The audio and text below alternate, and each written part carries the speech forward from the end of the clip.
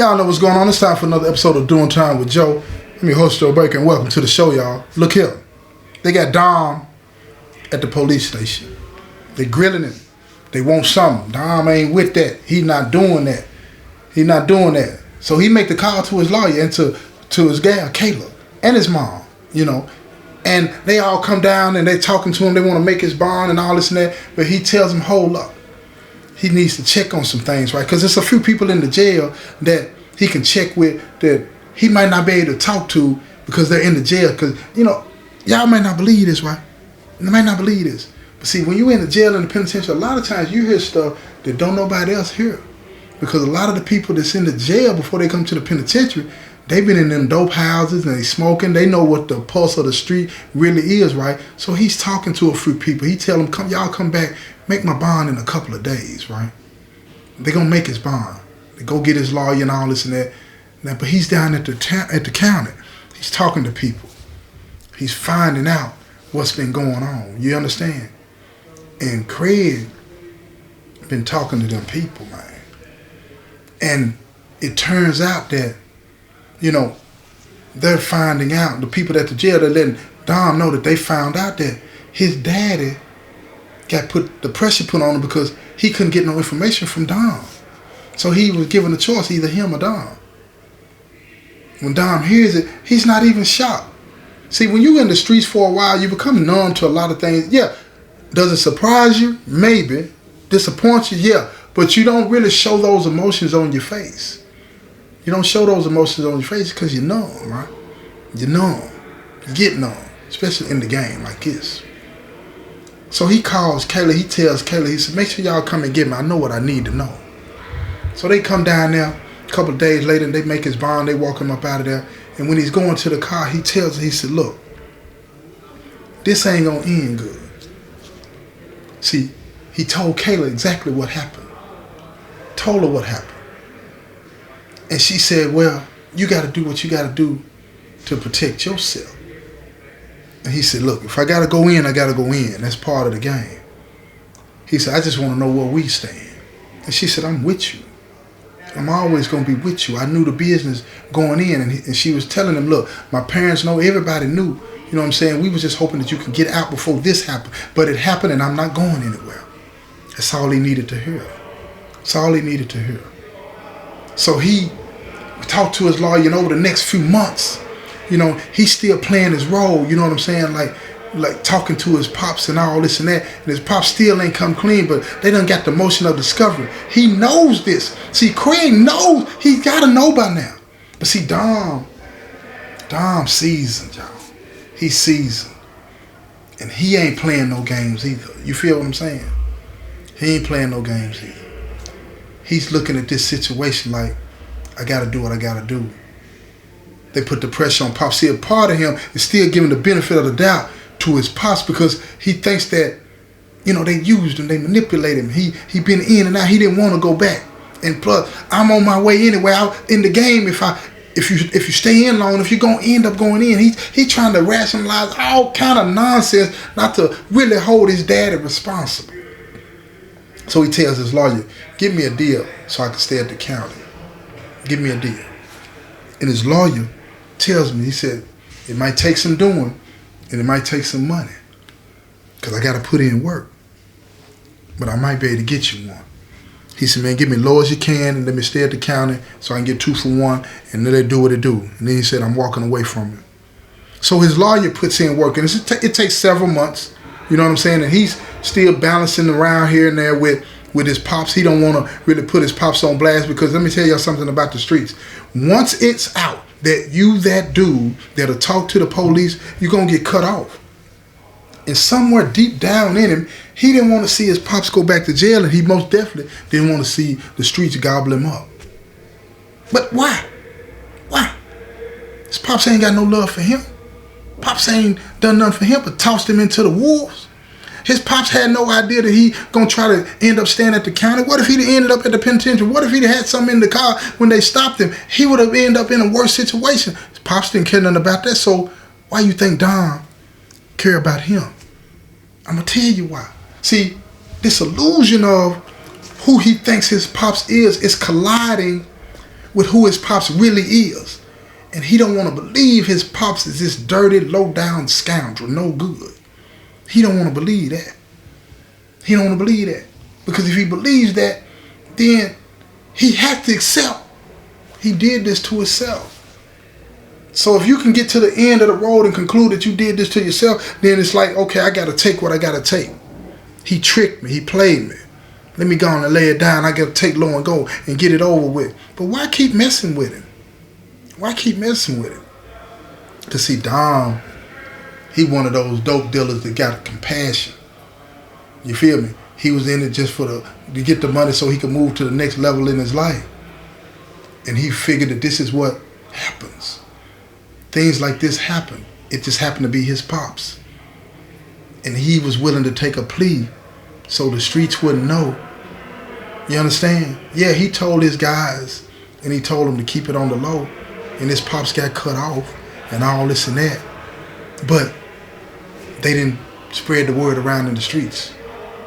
People in the jail knew and all this and that. He'd have to deal with that on his own. But he wouldn't be the reason that it got out. Because if he put it out there, it's almost like giving a green light to do something to him. So he wouldn't do that. You understand? I know y'all don't get that, but the streets is twisted. Ain't no logic to it. You can't make it make sense in a lot of situations. I'm telling you what I know. It's just what it is. So now, the plea go down. The plea go down. He take a 4-year sentence, right? Could have got 8. He take a 4-year sentence. He'll be out in 2. Now the streets done cut off his daddy, right? He about to go in and do his time. So he tells his daddy, he said, look, get yourself together, man. If I can do anything for you, I got you. But he told his dad, he said, one thing I need you to know, man. He said, Pops, I love you. But I know it was you. See, that was one of those Godfather moments with Fredo. You know when the Godfather, they was in the ballroom, they was over in Cuba, and they getting ready to go, the chaos is finna happen, and he grabs Fredo by the face. He said, you broke my heart, Fredo. And he kissed him. You understand what I'm saying? Fredo panicked, fear all over his face, runs up at the place. He know what that means. The Godfather tells him, you done broke my heart, and kissed him. The kiss is there.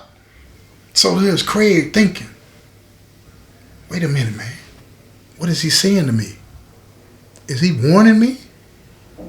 Oh, man. What am I going to do? So that triggered Craig. He spiraled out of control. Spiraled out of control, y'all. Started messing with that dope. He ain't making no money. Craig is on the inside at the county, working as a trustee.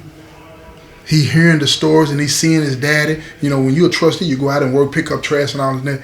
He's seeing his dad. It's a little small town. He's seeing his daddy run around looking like a homeless bum and all this and that. And he's on the verge of being violated. They hear stuff in the county. So he tells Kayla, he said, look, that compassionate heart, y'all. He said, look, help my pops. Don't let him know you know, though. And she looks at him, she said, I can't do that. And he said, please, help my pops. He ain't got nowhere to stay. So Kayla, she go talk to her parents about it. Her parents are absolutely against it. No, he cannot stay there. But she said, I love Dom. And they understood that. And they told us to look, be careful. They'll come by from time to time and check on and all this stuff, but they just said, be careful. Now, Dom's mother told her that it was a bad idea. It don't matter what Dom was saying. She said, this dude ain't no good. Ain't no good. Gotta be careful around people like that.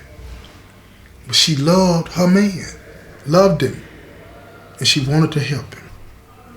So she went to him. She said, how much harm can he be? He's an addict. He can't, you know what I'm saying, hurt me. You feel what I'm saying? He was so little, he done lost all kind of weight. He can't do nothing. So she went to him and she told him, she said, come on by the house. We cook you something to eat. So she brought him by the house and he's ashamed and embarrassed. And she tells him, take your old room, go clean up and come out here. I'm going to fix you something to eat. You got to remember, this is a young girl. She in her mid-20s. She ain't even 30 yet. But she's acting like she's way more mature than Craig. But see, that seasoned anger, that bitterness that's deep down inside of it is starting to show. He feels a resentment. That's how this place will do you, y'all. You'll feel resentment towards somebody that's trying to help you because you can start to think, oh, they think they better than me. He think he better. He think he's somebody. They'll say they don't want your charity, they don't want your handout, but they'll take everything that you got. Take it all. So Craig, he's staying there, eating their food, this and that and the third. She got him a little job, you know what I'm saying? It ain't enough, but it's enough to satisfy the PO. All this and that. He can't really do nothing with it. She don't need his money though. She got a job and then they got money put away. All of this and that, right? So he gets fired with the business. And he started telling Kayla that, you know, I'm glad you let me stay here. You know, you need a man around the house while Dom is inside. Somebody to make sure everything is straight and protect you. And she thanked him for that. But she was on guard for all of the things that he was saying. But it made her feel uncomfortable. Made her feel very uncomfortable, you know? So she told her mom and dad about it. And so they started to drop by more like they said they would, you know? And she told Dom about it. And Dom, he told his pops to come visit him down at the jail. And when his pops came to visit him down at the jail, it was a real contentious meeting. Craig was acting some kind of way because he don't want to accept the graciousness that is being extended to him in the way that Dom is doing it, because he feel like Dom is thinking he the father and he the son. That's the roles that been switched because of this nonsense that he's living in. His mind is messed up. His mind is messed up. Don't forget what I told y'all about that mindset. He can't really understand where Dom is coming from. That empathy, that feeling, you know, that pain that his father's going through, even though his father crossed him, he's still trying to help him. Craig can't feel that. He can't understand that. His heart is hardened. Can't feel none of that. He's looking at his own son like he a sucker. He weak. He ain't nothing. So when he leaves the visit, he tells his son, I understand, I appreciate you talking to me like that. I understand I'm going to do better. But as he's walking out of the jail, demons is on him. So he plotted. So I'm going to get him. I'm going to get him. I'm going to show him. He ain't going to be able to deny this one. What is he talking about? What is he planning? What is he plotting? What is he strategizing against his own son? He done hurt him enough. He ain't been there throughout his life, and now he got him in jail. And his son is helping him, allowing him to stay at the house that him and his gal is living in. What's wrong with this dude? What's wrong with him? So see, in the streets now, you can find any kind of pill, y'all. Any kind of pill. You know, so he goes and finds some pills. Some of them knockout pills. Make you dizzy. Can't control yourself. You feel what I'm saying? Roofies, right? And every night, Kayla, she has a glass of wine before she goes to bed. You know, just unwinding and all this. And just casual, you know. Talk to a man on the phone. You know what I'm saying? Have a glass of wine, go to sleep, have pleasant dreams, wake up, everything is Gucci. You know? So, a couple of nights later, after he done got these pills, he crushed them up. And he put them in the wine bottle. In the bottle. So it don't matter. When she drink it, she gonna get it. So he puts it in and he shakes it up, makes sure, you know, it's all gone, liquefied. So he's watching her. And she comes in the kitchen like she normally does, gets the wine, pour a glass, and she tells me, well, you have a good night, Pops. I'm going on. I'm finna go talk to Dom, and then I'm going to sleep. So she goes into her room. And she always locks the door. Always locks the door. But see, what she didn't understand is, see, this sucker, Craig done jimmied the door. So he's standing at the door with his ear up on the door. That anger is inside him. It's building up. He's like he's salivating at the mouth. It's real just wickedness, you know? And she's in there talking and laughing, you know, because, you know, Dom likes to crack jokes. He likes to keep her mind, you know what I'm saying, loose and off of the nonsense that he'll be home soon. And then all of a sudden, she gets off the phone and he can hear her moving around in there, and she goes to sleep. He jimmies the door and he looks inside, he sees her in there, knocks out, and he goes in there and he assaults her, y'all. He takes advantage of her. Takes advantage of her. And see, here's how he adds injury to insult, y'all. Listen to me. This is what I'm trying to tell y'all, man. Because you need to understand who you're letting in your house. You feel me? It don't matter if they're in the penitentiary or not. Be mindful of who you let in your house.